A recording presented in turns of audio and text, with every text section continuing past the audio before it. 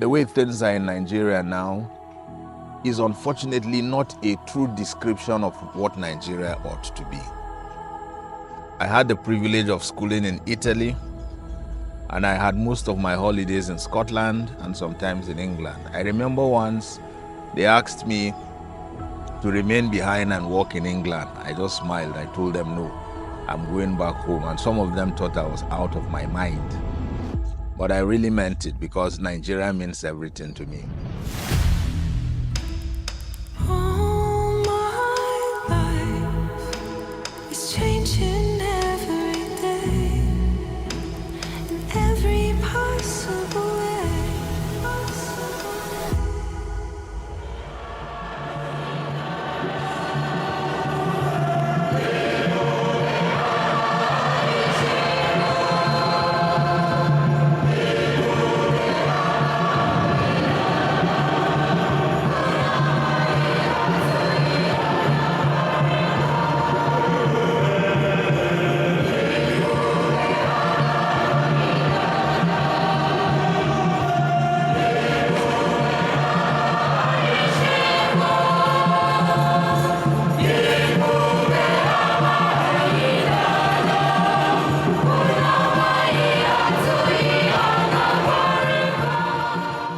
The Nigerian church is a growing church and a church full of potentials. I still consider the Nigerian church as a very young church. I always say we are in the springtime of our faith. The church in Europe and elsewhere have been there for centuries. We are just beginning. The first missionaries came to the East in 1885. That was the time they came. In my own village, in Taraba State, northeastern part of Nigeria, the first Irish missionaries, Augustinians, came in 1945. So, 1945 to date, you can see the remarkable growth of the Christian faith. We got educated, we got into the seminary, I became a priest, I became a bishop. Now, unimaginable that I am the archbishop. It's a great transformation. So, the Nigerian church is alive, but there is so much work to do. You can see today, as we gathered these people for this celebration, that many of them are very distant from the faith. They're either Muslims or practicing traditional religions. Our duty is to bring them closer to Christ, to introduce them to Christ. And this is not an easy task.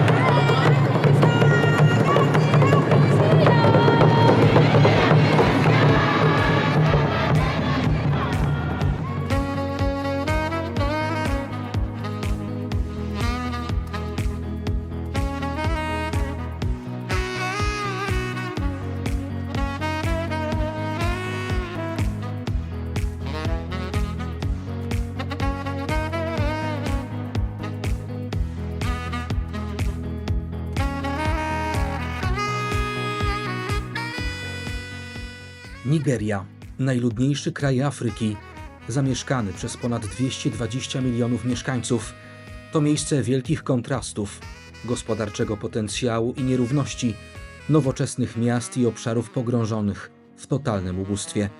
To kraj o wyraźnym podziale religijnym. 50% społeczeństwa to muzułmanie dominujący na północy, druga połowa to głównie chrześcijanie zamieszkujący centralne i południowe regiony kraju. Kościół bardzo biedny, ale jednocześnie bardzo bogaty swoją wiarą, przeżywaniem tej wiary, powołaniami. Proporcjonalnie do biedy bardzo mocno wierzący, opierający się na Chrystusie. Jak mówił ksiądz arcybiskup podczas jednego spotkania z wiernymi, ci ludzie nie zjedli śniadania, nie mieli nic do jedzenia, ale przyszli do kościoła radośnie przeżywają swoją wiarę. To jest coś nie do pomyślenia w Europie.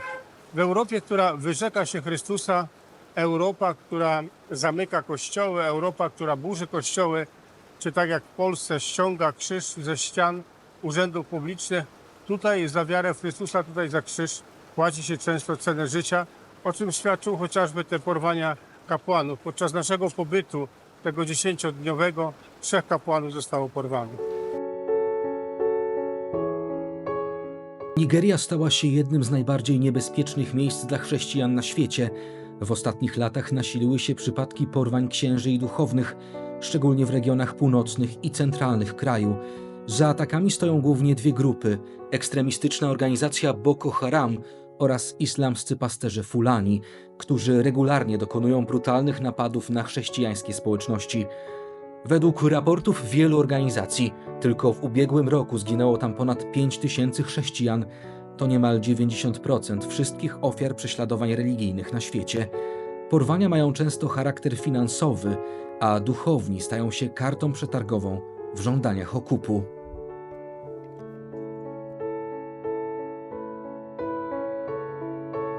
Fulani headsmen broke into my parish with great arms. It took about 30 minutes, shooting at everything that they saw, and they broke into my house and they kidnapped me. And I stayed with them for 10 days, after which I was released on ransom. Where I was quite rural. It's in a remote part of Abuja called Yangoji, St. Anthony's Parish, Yangoji. So I was taken into the bush on foot, a very long distance away from Abuja. I was tortured. I was asked for money. I was asked to pay 100 million naira, first of all. And I told them I didn't have money. I was asleep, and the next thing I heard a loud bang. And when I heard that loud bang, since we are already tensed, immediately I felt that this should be a gunshot. So I reached out for the floor of my bed and I touched the floor. I was searching for glasses. If I could find glasses, then I know that something has been shot through my window. So I touched the floor, I could feel glasses. So that was when I knew that we are under attack and somebody has shot. Later on, I discovered that it was somebody shot an AK-47 bullet through my window. And then I could hear somebody at the gate who was constantly shooting a pump action to keep anybody away. Nam z punktu widzenia Europejczyków, którzy mówimy o wolności, o prawach człowieka, trudno uwierzyć, że dzisiaj w XXI wieku, według raportów, 8 000 tutejszych chrześcijan zostało zamordowanych za wiarę w Chrystusa. To są niestety bardzo porażające dane, bo one o 60% wzrosły w porównaniu z poprzednim raportem, który monitorował wolność religijną w Nigerii. Nas bardzo niepokoi. Oczywiście takim widocznym znakiem, jak trudno jest tutaj o wolność religijną, o swobodę wyznania, było to, że na ślubie, na którym byliśmy, na wszystkich mszach świętych, była obecna policja, byli obecni żołnierze z długą bronią.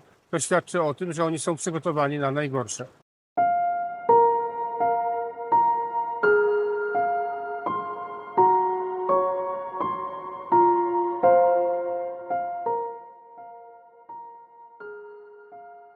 Multiple challenges for us. Every time you hear a church has been attacked, priest has been kidnapped, catechists have been kidnapped, and hundreds of Christians have been kidnapped for various length of time. Now it is difficult to go into the rural areas, to the interior. The priest can go on his motorcycle or bicycle before easily, but now he cannot. He's afraid. He can be kidnapped and taken away for 2 weeks or more unless they pay a ransom. This is very, very dangerous. Even the farmers cannot go to farm because they are afraid of being kidnapped. So this is quite terrible, and this is contributing to criminality, contributing to poverty, contributing to lack of the strengthening of the faith. Because if the people cannot hear the word of God, the priest is not able to go out and talk to them and share pastoral life with them, and they instead of progressing, they are retrogressing.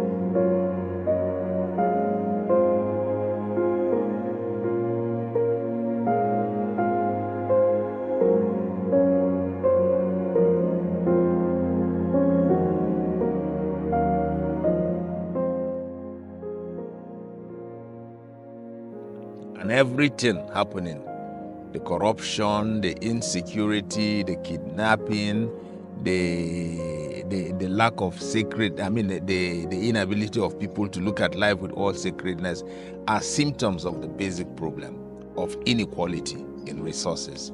And where you have inequality in resources, it shows itself in different ways. So I think that is the sad story of Nigeria. It's like a very rich country whose populace are very poor, which is an irony, but that is the reality.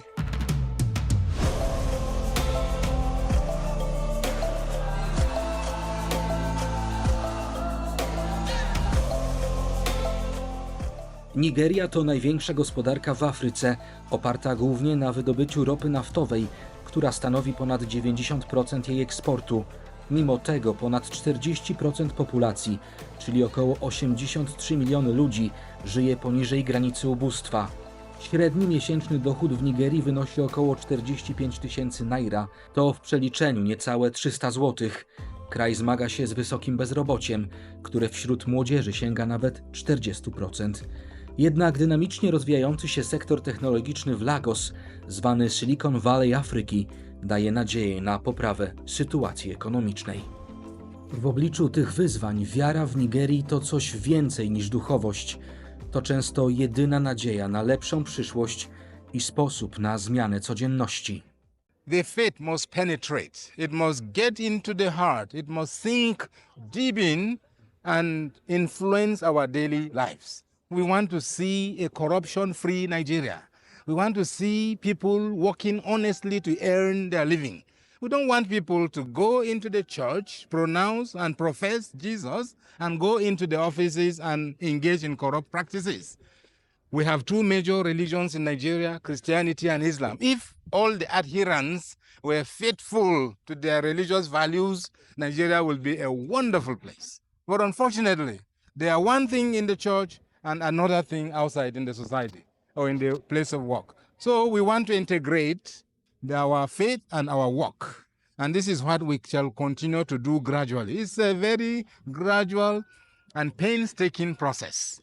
It's not mathematical. Ważnym aspektem budowania stabilnego społeczeństwa w Nigerii jest dialog międzyreligijny, który odgrywa kluczową rolę w łagodzeniu napięć pomiędzy różnorodnymi wspólnotami religijnymi, takimi jak chrześcijanie i muzułmanie. Promowanie wzajemnego szacunku i współpracy między wyznawcami różnych religii nie tylko pomaga w zapobieganiu konfliktom, ale również wspiera wspólne inicjatywy na rzecz edukacji, walki z ubóstwem i rozwoju lokalnych społeczności. Everyone is allowed to visit the national mosque, regardless of their, religion or whatever their other sociocultural affiliation. National mosque is open to everyone. We ensure we foster religious, cooperation with people of the world in the national mosque. Największym problemem na północy mamy Boko Haram, które stara się wprowadzić prawo szariatu dla wszystkich mieszkańców tutejszych prowincji. Tak jak najbardziej zagrożona to chociażby Jos. Porywa ludzi, morduje. Niestety ta sytuacja się pogarsza, a na południu, które jest zdominowane przez chrześcijan i wyznawców religii lokalnych, niestety mamy milicje Fulani, to są ludy pasterskie. O ile tutaj mamy tylko ten element religijny, tam mamy element ekonomiczny i religijny. Efekt jest taki, że jest to kraj, w którym liczba prześladowanych chrześcijan jest największa.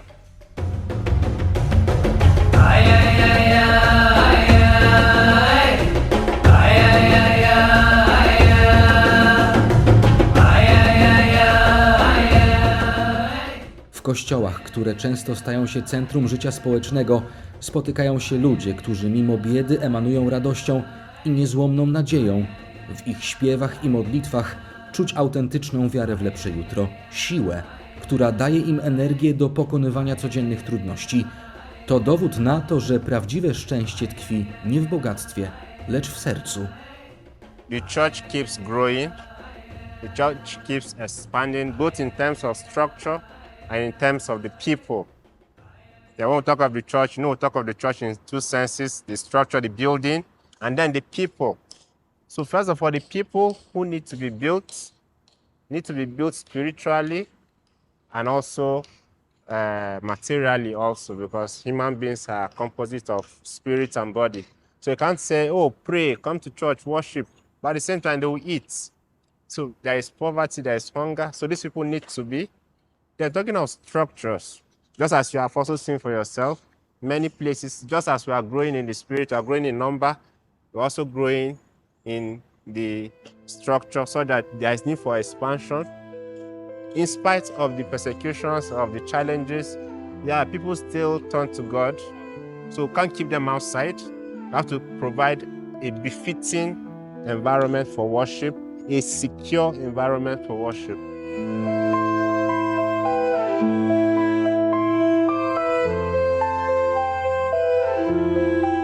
The church in Nigeria is still in need. We have our catechists, we have our seminarians, so many. I told Father Valdemar that this year we had 500 applications, but we could only take 25 because we have limited facilities and we don't have the means to sustain all of them. So we also scrutinize them a lot, not just to take everybody that comes. There is a lot of work to do, so we need your collaboration.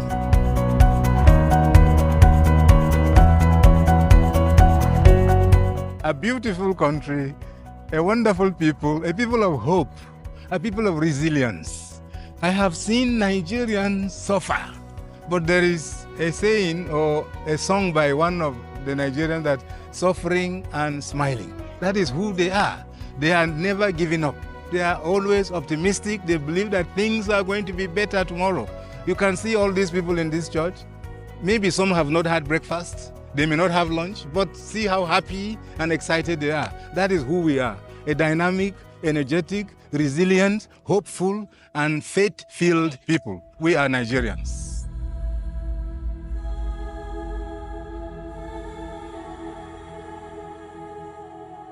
So the church means life to me.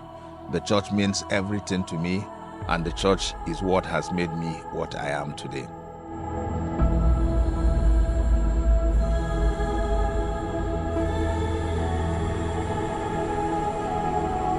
The church is a mother. And when we consider what we get from a mother gives life.